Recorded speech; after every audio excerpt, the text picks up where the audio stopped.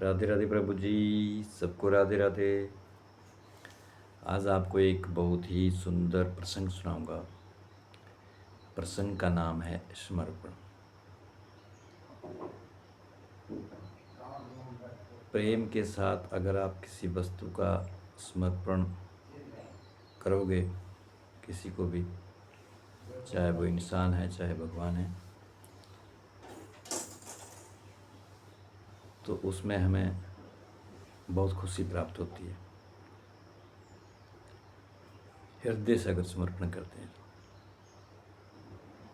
जिस तरह एक ब्राह्मण, एक पंडित जब किसी यजमान से पूजा करवाता है, प्रभु को कोई चीज़ समर्पण करता है तो वो कहता है कि समर्पयामि, भगवान आपको ये समर्पण हो, आपको मिले।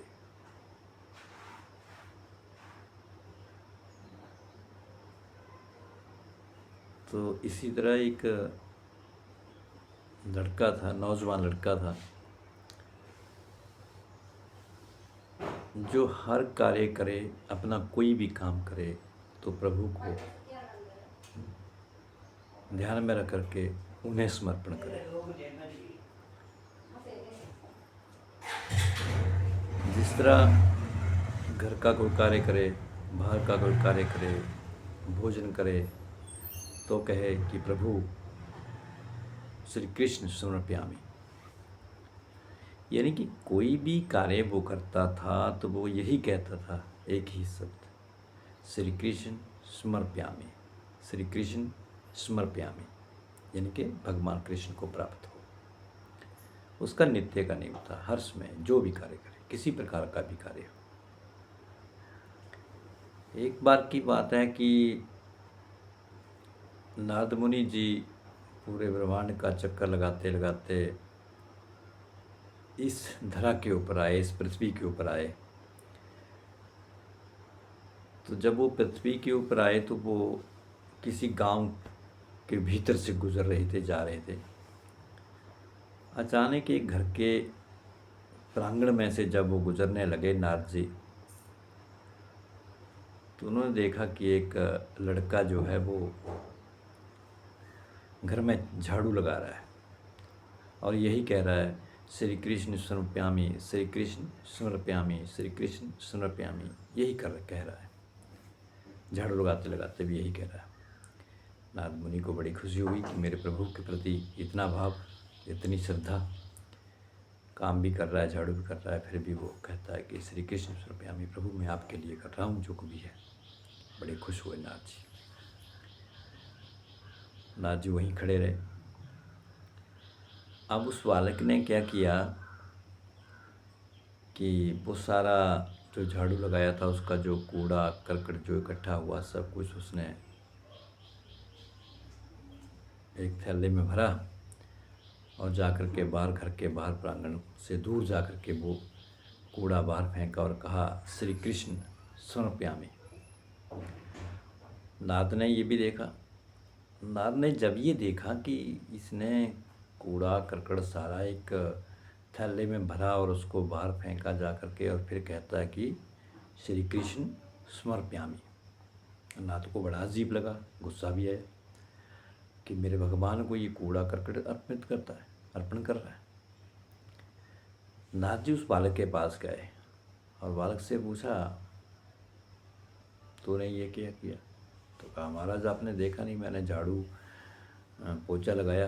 तो फिर आगे क्या किया? तो कहा, मैंने ये कूड़ा करकट बाहर फेंका जो भी था। तो फिर आपने बोला क्या? मैंने यही कहा कि श्री कृष्ण समर्पयामि।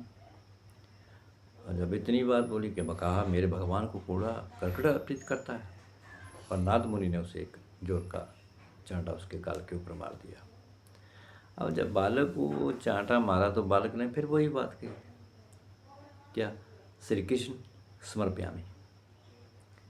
नारद मुनि ने कहा, बड़ा अजीब बालक है, पहले कूड़ा करकट सारा बाहर फेंका तो कहा श्री कृष्ण समर्पयामि, अब मैंने चांटा मार दिया तो भी कहता है श्री कृष्ण समर्पयामि।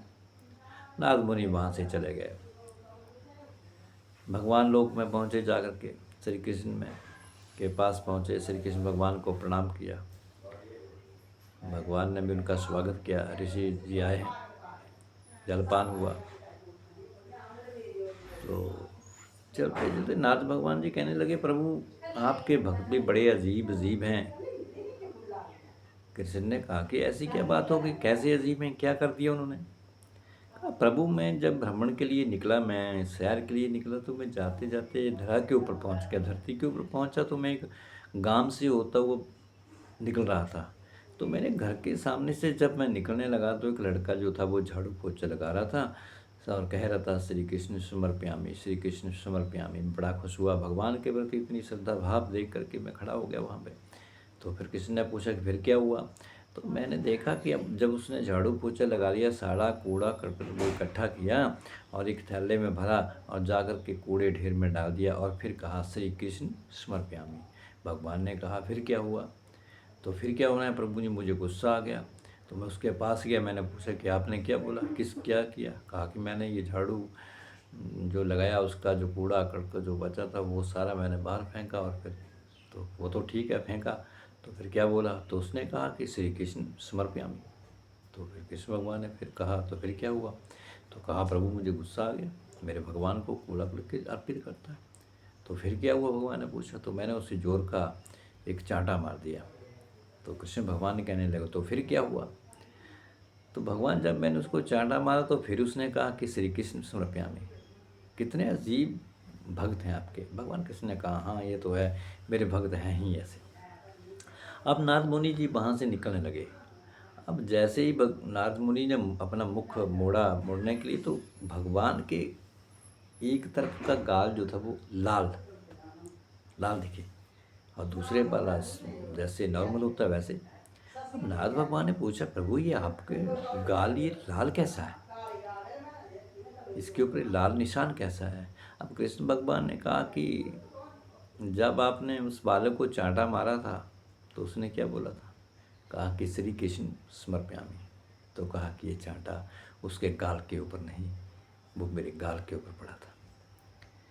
अब नारद मुनि भगवान के चरणों में पड़ गए, प्रभु मुझे क्षमा कर दो, मैं आपके भक्त को नहीं पहचान सका। कि आपके भक्त ऐसे हैं जो भी आपको प्रेम भाव से जो अर्पण करते हैं वो सब आप कबूल करते हैं, मुझे क्षमा कीजिए।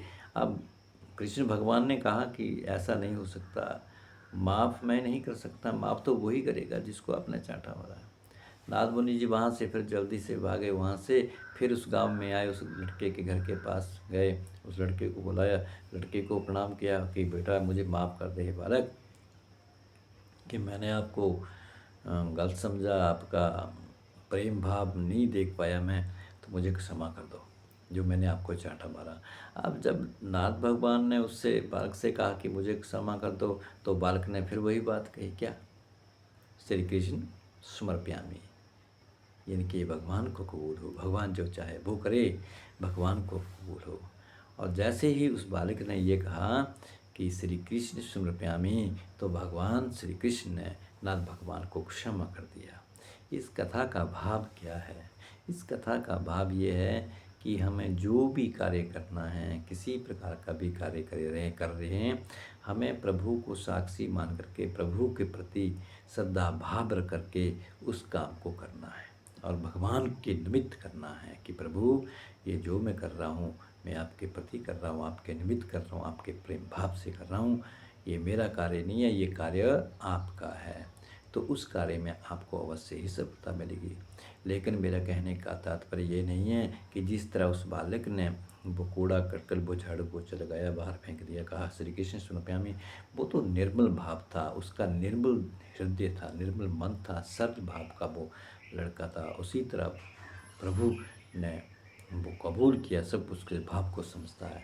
लेकिन हम आप लोग भी वैसा भाव करें नहीं, प्रभु उन्हीं को कबूल करते हैं जिनका मन जो है वो सरल हो, जिनका मन जो है वो साफ हो, जिनके विचार जो हैं जो शुद्ध हों, प्रभु उन्हीं की वस्तु को, उनकी चीज़ को ग्रहण करते हैं।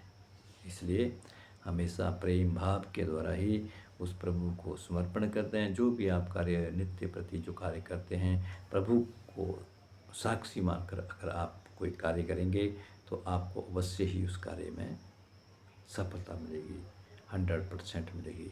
यानी कि जो भी करना है प्रभु के प्रति समर्पण होके ही करना है कि हे प्रभु, जो है सो आपका है, मेरा कुछ नहीं है, मेरे केवल आप हो। इस भाव के द्वारा अगर आप कार्य करेंगे तो अवश्य ही आपको उन्नति मिलेगी, सफलता मिलेगी। कथा कैसी लगी अवश्य लाइक करें, शेयर करें। सबको राधे राधे।